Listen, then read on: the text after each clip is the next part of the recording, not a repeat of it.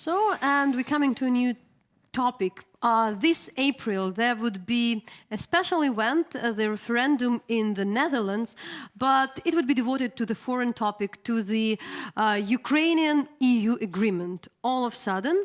And here we have Eva Cukier, who is a Dutch journalist currently in Ukraine, and that's something we really would like to discuss. You know, it's not a binding referendum, but it's an interesting thing which is used a lot by eurosceptics. So can I really explain what is unique in this event? Because for us, it sounds very, very, you know, like sometimes even odd that, you know, in a foreign country there would be discussion on the EU-Ukraine agreement and how much people in the Netherlands know, as we know, and how big is this topic in the Netherlands currently? Thank you. Well, the topic is quite big. It's quite a heavy discussion going on currently in the Dutch media. We have two camps, a pro-camp that is in favor of the association agreement with Ukraine, between the Ukraine and the European Union, and we have the camp that is against the association agreements. It is quite a big topic. It's being discussed in Dutch media, by Dutch politicians, by journalists, of course. But I wouldn't say that the vast majority of the Dutch people already has a clear understanding of what they are supposed to vote or to do on the 6th of April.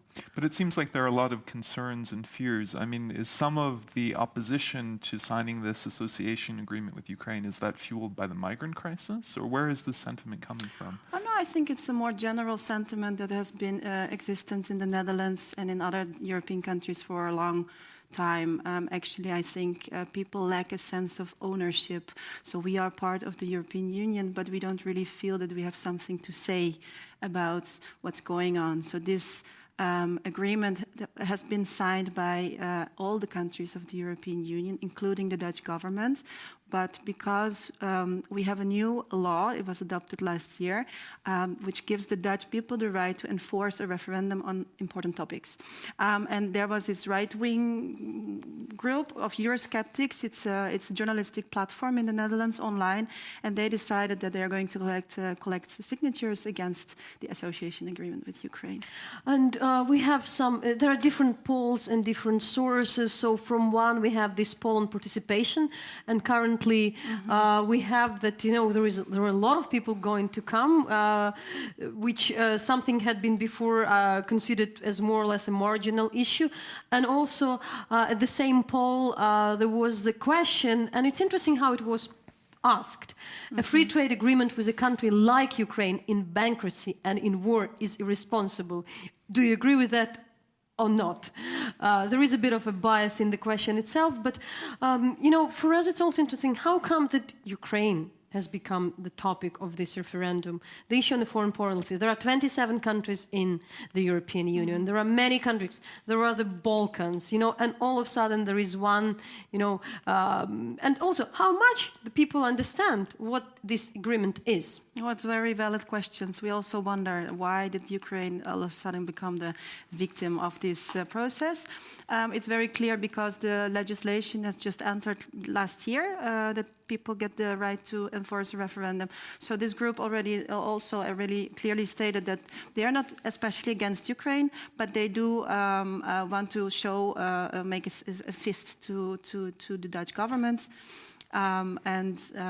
That's also reflected, I think, in these polls. But I think this point you were making at the beginning is a very good and very interesting one about the Netherlands, not a small country, certainly by population, but also not the largest Definitely in the EU, not. right? And so the sense of being a part of the EU, but not having the most decision-making power. And in the past, when you've had different referendums, when it's come to the EU, it's been close or they've been rejected. I mean, there seems to be this sentiment of, if the EU is finally going to ask us, there's all this stuff we don't like, so, you know, let's kind of make some problems. I think a very important thing to keep in mind is the level of information in the Netherlands. People do not know a lot about Ukraine. I mean, what is the image of Ukraine in the Netherlands? It's not very positive, I can tell you. Unfortunately, the No camp is doing a very aggressive, quite aggressive debate.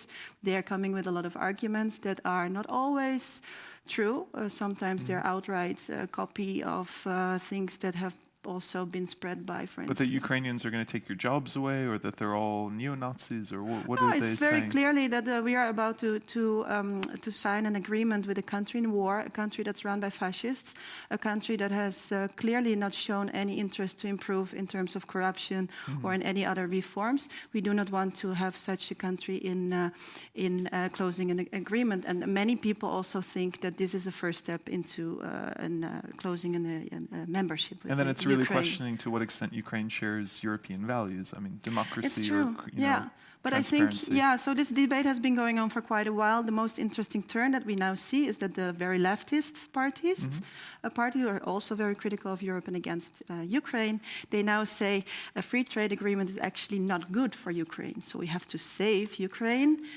actually from the evil coming out of the European Union. And I think that's a very interesting turn they're taking. So I'll also remind to our audience that EU agreement is more or less about the economy, about the, trading the Ukrainian goods in the European Union, but more or less also fixing the standards of the Ukrainian production and industry. So, for instance, the safety of the goods, safety of the dairy products, and things like that. First of all, what is also interesting, there is a no campaign, and who can be in charge of the yes campaign? Because that's we understand it's not up to government. So we are here in a weird position, as a Ukrainian.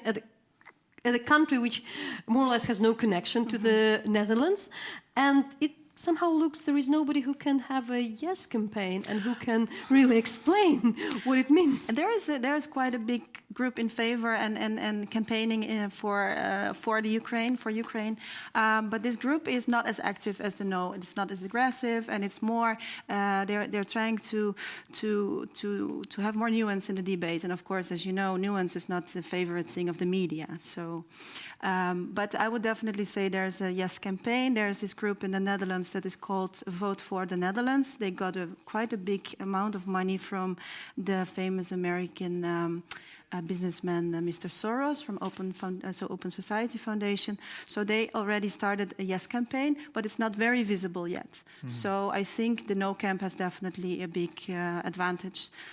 Also because the Dutch government is in favor, but they decided not to campaign.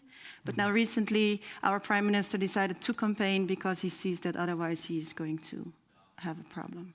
So a less coordinated effort. And this referendum, it's not binding, but it's also a bit of the, unclear situation for everybody because somehow the government has already approved that. So what if? Very interesting question. We're also wondering for the answer. What if there's a no vote, and it looks like it's going to be a no vote? Actually, the agreement that has already preliminary been implemented will not stop. It's not the process. So if when the Netherlands say no, it's not stopping the agreement implementation. But as I understand, and actually the European Commission is rather fuzzy about this. They're pretty secretive because they don't want to comment on a potential, outcome of no.